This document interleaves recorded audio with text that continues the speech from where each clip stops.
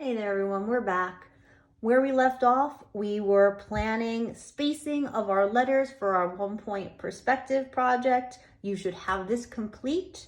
Then what you're going to want to do is take out your sketchbook, open up, before you do, don't try and take paper out without taking this rubber band off, okay?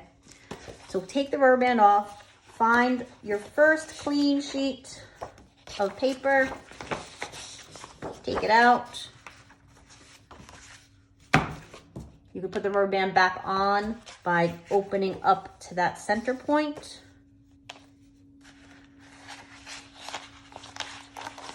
Those of you in class, I'll probably give you your own new 12 by 18 paper if you need it. Those of you at home, this is what you're going to need to do. And then put your sketchbook away for now. So you have that folded piece of paper, open it up. It looks very similar to what we did here, just on a bigger scale. We have the crease down the middle, just like we had here in our planning. Is this all fitting just okay? I think so. But of course we don't have anything added to it just yet. But with the magic of television, what I did, and you can do this on your own once you are ready. I'm showing you this step. We're not doing a pause situation. You're just going to be watching this for now. So I took my plan. I have it now enlarged on my big paper. I still did my guidelines. I kept my top guideline in this case because I want my vanishing point on the top here. I kept that around the middle, spaced it out. Again, guys, remember, you can, depending on how long your name is, you can always have this be a little bit bigger or smaller. The more letters you have, probably the shorter it's going to have to be. But for 6 letters, this looks good. So I'm going to put this away for now because I did everything I need to do. I've got my stick figures, my skeletons. What I need to do now is bulk it up. Remember, I mentioned curved letters. When we're bulking up, we're going to want to make those have straight edges, and we'll go over that. But just watch. You don't have to do anything right now because, again, unless you have the same name as me, which will be really weird, you're not going to be kind of following along with these letters. So just sit back, relax, watch as I go. I'm going to freehand my bulking, understanding that I can go back in with a ruler, okay? But sometimes it's easier because your ruler gets in the way. Oh, by the way, guys, when you're drawing, because most of you will have a 12-inch ruler, when you're drawing your guidelines, just be careful. Start on one side and go the middle one. And then slide it down.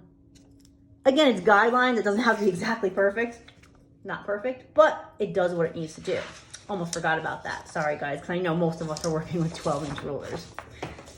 Okay, so H. I bulk up. You all remember, this is a review from first quarter.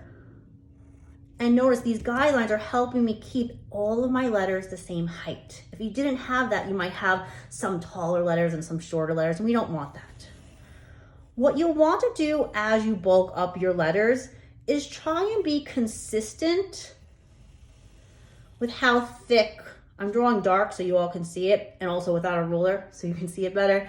You should go light and then go back in with a ruler if you have some really not so straight lines, okay? So I try to keep everything around the same weight, the same thickness. I'm not going to erase every single skeleton as I go, guys, but obviously your next step will be to erase your skeleton. Now, as you start to bulk, remember consistency, keeping everything the same here, the same in each letter. I have kind of common things going on. The middle part of my E, the middle part of my H, the middle part of my G, I can kind of match up. So I might use my ruler just as a guide for the top and bottom. So when I do that, when I bulk it up, my H and my E, the bar of my E, is going to match up a little bit better, okay?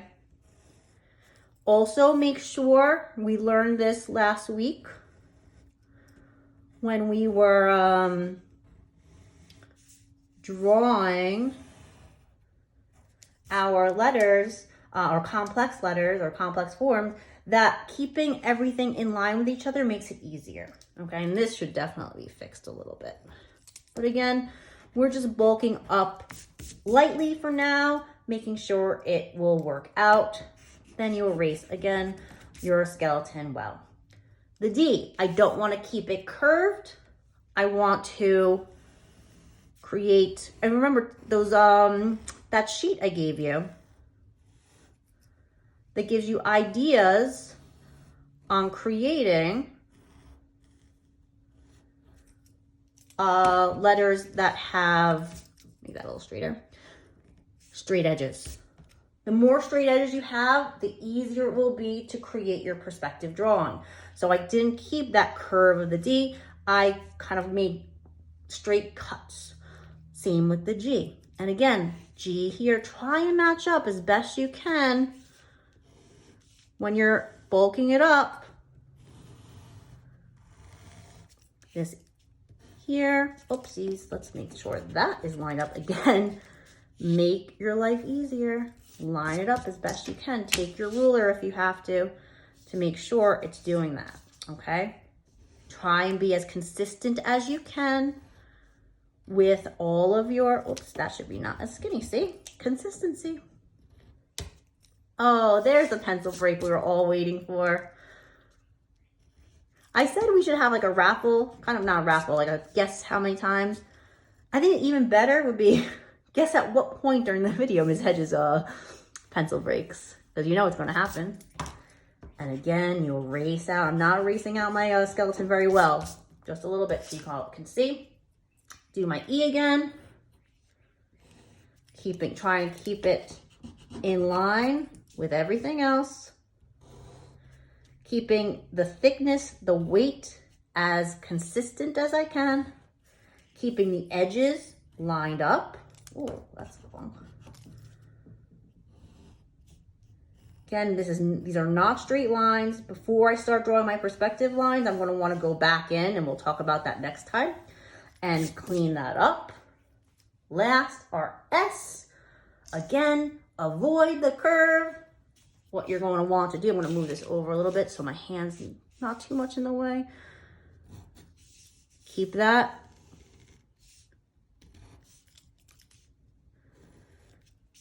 I'm following the line of the S still, right? Lining up. Again, guys, please don't draw as dark as I do. This is going to go all the way down. Lining it up with this.